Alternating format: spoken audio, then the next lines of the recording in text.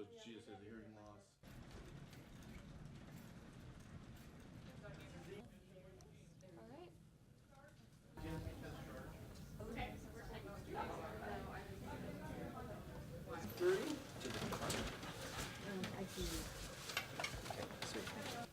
We're gonna go green also.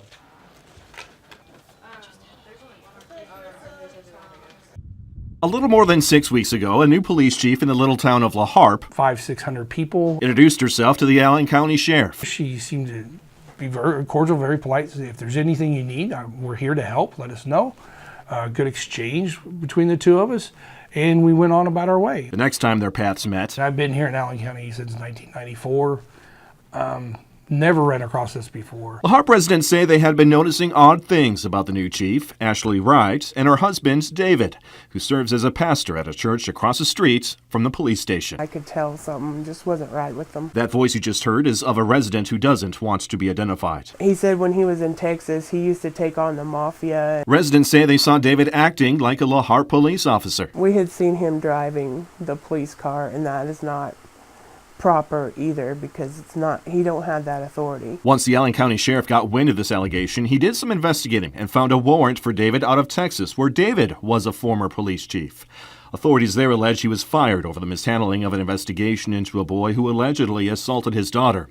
They say he refused to turn in his badge, resulting in a theft charge.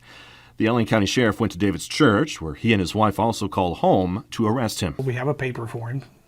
What kind of paper? You can just give it to me. He's like, no, it's not that kind of paper. It's an arrest warrant. Finally, last time, asked her to step out of the way. At that point in time, she refused. She was taken into custody and arrested for interference. David was also arrested and is in jail awaiting extradition to Texas. La Harpe residents admit this has been big drama for their little town. They're also upset that even after Ashley's arrest, she wasn't suspended from her job and allowed back into the police department. In La Harpe, Kansas, Jordan Abbey, Fox 14 News. If they build it, Caitlin Owens is afraid of what will come. It would become quite congested. Several Webb city officials want to turn the dead-end street Matthews Circle near Owens' home into a connection to North Madison Street. If you were to be here at 5 p.m. at night, you would see a bunch of kids out on their bikes playing.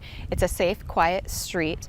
However, underneath this new zoning proposal, that would change. I think development inside the city limits of Webb City is always good. The street extension project is part of a plan by developer Schuber Mitchell to also build new homes by the current dead-end streets. Some parts of this project have already been given the go-ahead. It was approved by planning and zoning.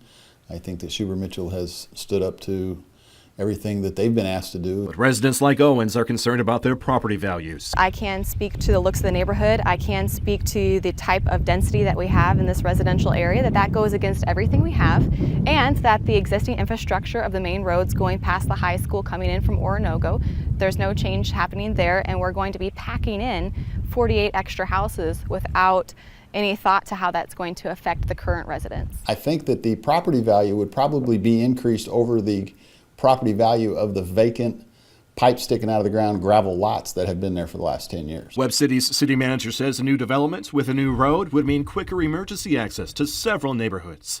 Owens and her neighbors plan to see if there are any other options. And I would hope that the city, while weighing the benefit to getting somebody else to pay for a road, would take the appropriate thought to how it's going to affect and make the appropriate steps. In Webb City, Missouri, Jordan Abbey, Fox 14 News.